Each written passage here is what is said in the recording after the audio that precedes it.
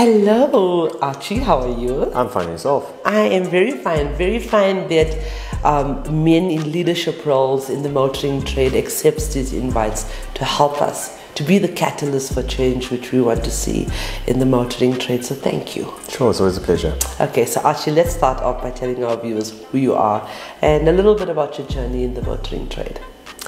So I started off in the motoring trade basically 2006 as a young man out of school. That's where I got into it from there. So I've been in the industry for 16 going on 17 years now. I've started from driver level, so being the appy for the sales team, into a sales role, into a team leader, and then eventually became a manager.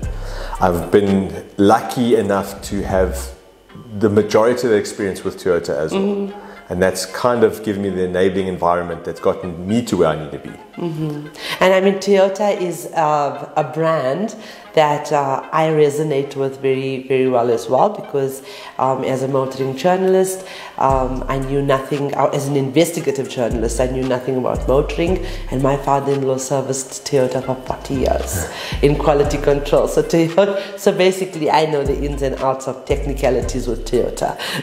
So it's an amazing brand to represent. Yes. But talking about Toyota, what do you love most about representing the brand? I think you can never take away from the one fact. It's always nice being number one. From being the number one manufacturer, it has its benefits. You are naturally seen as the number one by your clients. You have the backup of the largest manufacturer, which is great. You've got the product spread. You've got an honest company that promotes the people within it as well. And what's your favorite vehicle? Land Cruiser 300. Oh, okay. So Toyota obviously has something for everybody, and that's a brilliant thing about your product offering.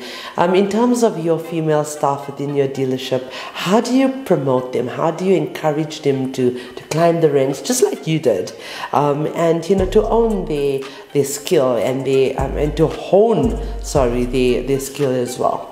So I favor the way I got to my position. It's growing up through the ranks and learning the hard ways and learning the right ways, and you're not going to just get there easily. So that's how I've always looked at it. So as long as you've got people that are willing to do the hard work and learn, then you can always promote them up through the ranks. And then once you've mastered your position that you're in, then the next one will open up for you, and they'll open up naturally without barriers and hurdles either. Absolutely. Now, Archie, you even invited us to your dealership to promote the females in your dealership, and I think that's why we wanted to engage more with you, because we know that you can be, that example of the change which we wish to see for other males in the motoring trade. How do you feel about our platforms that, it's a first in the world that encourages women in the motoring trade? It's actually the biggest in the world that encourages and empowers and educates, uplifts women in the motoring trade. How do you feel about it?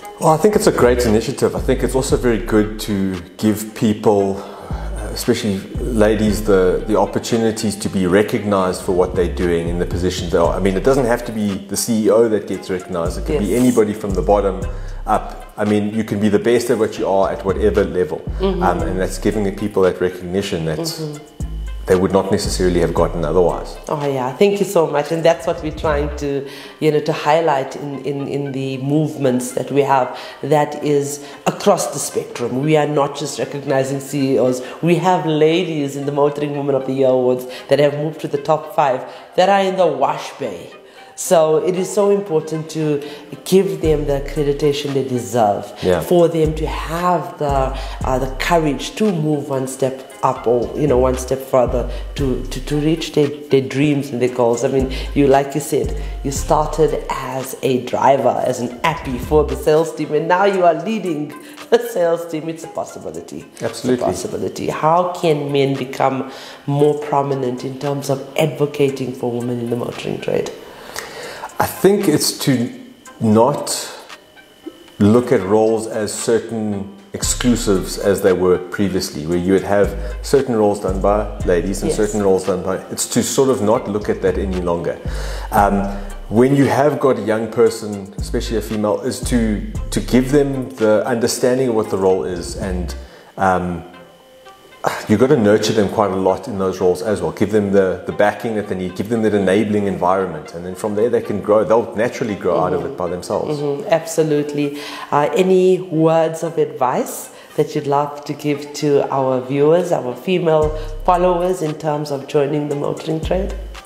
I mean, you can join it at any stage and in any role, and you can find that there's quite a lot of flexibility in moving. So it's just getting yourself in there and then going from there. Once you're in, you're in the motor stream, you never get yourself out of it. But, so just get yourself in there and just do the hard work, and you'll make it in some way. Absolutely. Archie, thank you so much for joining me, for taking time off your very busy schedule as a sales manager, and we appreciate your contributions to our platform. Thank you. Thank you very much.